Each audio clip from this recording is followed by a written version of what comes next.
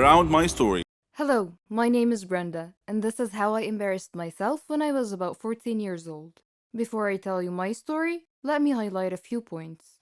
All teens experience some amount of anxiety at times. It is actually a normal reaction to stress, and sometimes it even helps them deal with overwhelming situations. For many teens, things like public speaking, final exams, or even going out on a date can cause feelings of anxiety. For some teens, however, anxiety can go beyond these typical symptoms to negatively affect friendships, participation in activities, and even their schoolwork. And do not get me started on how being a teenager is made of the devil's blood. Okay, that was an innocent joke, but I do mean it. So, back to our story. I was sitting in class behind the cutest guy in my grade. His name was Josh, and I just wanted to ask for his phone number, but I was painfully shy and terribly afraid of being rejected. But it was almost time for the school dance. I wanted to go with him, but there was no way on earth I could have done it face to face. I tried to talk myself through the anxiety and convinced myself to actually go through with it. I debated with myself for a while, missing most of that day's in-class instructions before I finally decided to ask him. And I did. I did ask Josh for his number, and he agreed. He slowly took my phone, typed in his number, and handed it back to me. I felt relieved. I had finally gotten the number. I mean, I was wrong. There was nothing to be anxious about. I had made it much worse in my mind than it actually was. It was actually nice to realize I was anxious over nothing, to be over it and have his number. I got home later that day and I was so excited to call or text Josh. But because I'm socially awkward, I decided to try and text him. But the message didn't deliver. I checked the number he gave me and noticed that it included the digits 911, which indicated to me that he had given me a fake number. Maybe he was trying to avoid me. I suddenly became aware of how weird I had acted towards him. I didn't have much of a relationship with the guy before asking for his number. There was no rapport between us, so it came across as creepy when I asked him. I also asked him in the middle of class by tapping him on the shoulder. There was nothing smooth or even normal about how I went about it. I hadn't acted immoral, but it was painfully awkward, socially inappropriate, and thus doomed to fail. The encounter was painful, but from it I suppose I learned some lessons on how to appropriately socialize. I also learned that it is incredibly easy to miss obvious signs that other people are giving you when you're anxious, because you're so absorbed with yourself that you miss social cues. Looking back at how he was clearly uncomfortable with my request, which he made clear by not smiling and by hesitating in agreeing to type the number. Had I gotten out of my head and paid attention, I might have noticed how he was acting and how that clearly reflected how he felt about me and our interaction. It makes me question, is having high functioning anxiety easier than being trapped in your own shell, frozen with anxiety? It may be the lesser of two evils, but for me, this experience turned into purpose, and it built my self confidence. I see it as a step, but then improving self esteem and self worth will have you high functioning without anxiety. That is the end game. But you know what? Write your own script. You can't go on if someone else is writing your script. And I know that a lot of kids at school felt the same way. They didn't feel good, and I didn't know why. Kids will relate, and this is so freaky, and it makes anxiety even worse. You have to go to know that you are okay in school, and you cannot know unless you go. Getting over anxiety is not some hippie mumbo jumbo, and it took me years to get over what I call life fright. And I learned that the very hard way. Now, does the devil joke make sense? Hey, my name is Rachel. In high school, the homecoming dance was coming up.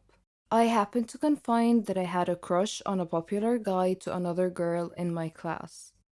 Unbeknownst to me, they were very good friends, and this girl offered to put in a good word for me.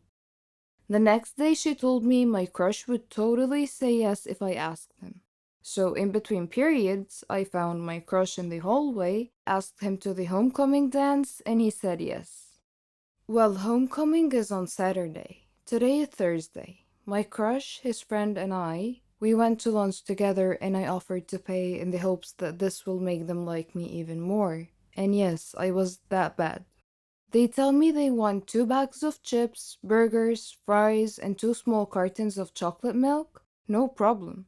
I go to the cafeteria and get those items like a boss. For some reason, I decided to jog over to them, even though that really only shaves off 10 minutes from my trip, but I still did it. I had 2 bags of chips in my mouth, one in my hand with a burger and fries, the other hand with 2 cartons of chocolate milk. They are sitting in the common area. The common area is carpeted, parallel to the cafeteria, which had a tile floor. These rooms are separated by a relatively small metal line on the floor, and as I meet that line, my left foot catches on the metal. No problem, I have another foot.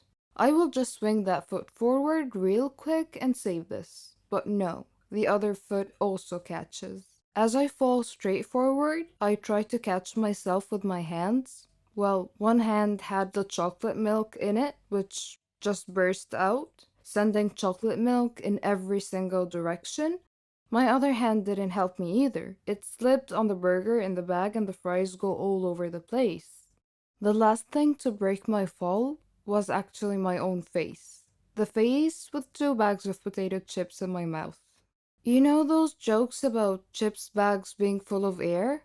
Well, they're actually true. As my face collided with the ground, both the bags of chips exploded at the same exact time and it sounded like a gunshot. Somehow one of my shoes just flew off. I tried to melt into the ground and fade out of existence for a moment, and this happened at the meeting point of the common room and the cafeteria. So everyone in both rooms either saw or heard this fiasco and looked over. About 100 students. It's deadly silent for a couple of seconds and then comes the laughter. And dear God, the laughter. It was like a jet engine. Every person there was laughing the hardest they have ever laughed in their whole lives. I even saw the janitor doubled over laughing, bracing himself with a mop handle. A teacher was trying to walk over to help me, but she stopped every couple of feet to use her whole body to laugh at me. All of this happens not 10 feet away from the table in which my crush and his friends were sitting. Everyone is having a great laugh, but my crush has the greatest laugh of all. He has fallen to the ground, with one hand bracing himself on his knees. The other hand is clutched at his ribs as he laughs so hard that no sound comes out. He was wheezing like a dolphin.